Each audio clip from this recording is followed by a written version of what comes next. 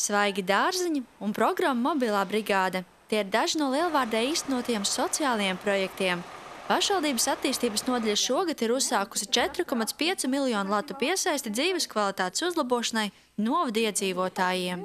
Lielais akcents viennozīmīgi ir uz infrastruktūras sakārtošanu, uz energoefektivitātes paaugstināšanu.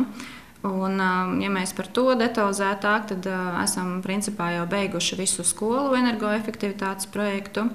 Tad mēs sākam, ir apstiprināts saules sistēmas kolektoru uzstādīšana sporta centrā.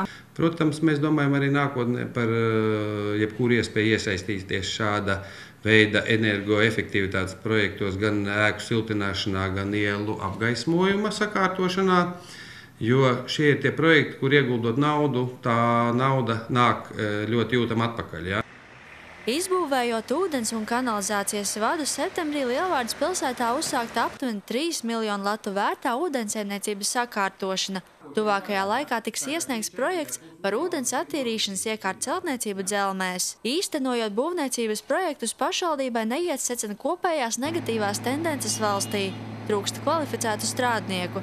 Tas sagādā lielākas problēmas kā finansējuma atrašana un novirza pašu projektu īstenošanai. Mēs kombinējam dažādi, ja mazāks līdzfinansējums mēs mēģinām no saviem līdzekļiem līdzfinansēt, ja lielāks projekts, tad ņemam šo kredītu, bet mums budžetam priekš projektu realizācijas nekāda apdraudējuma nav, gan no tā, ka mums kredīta portfels atļauj vēl papildus ņemt kredītus, gan arī šajā gadā budžets ir samērā normāli pildījies un mums ir neliela pašiem savi rezerves resursi. Ja.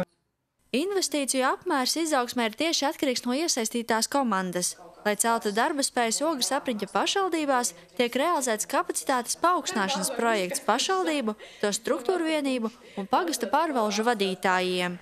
Jaunās zināšanas Lielvārdei ļaus apgūt jaunas nišas, piemēram, kultūras nozarē, kur lielākās iespējas ir startēt starptautiskās programmās. Šo iestāžu vadītājiem būtu vairāk jābūt informētākiem par šīm iespējām un iespējams, ka arī vairāk izglītotākiem, lai viņi var aktīvāk iesaistīties. Plus, protams, te ir valodas jautājums, jo pārrobežu starptautiskie projekti visi ir angļu valodā, gan atskaites, gan uzraudzība.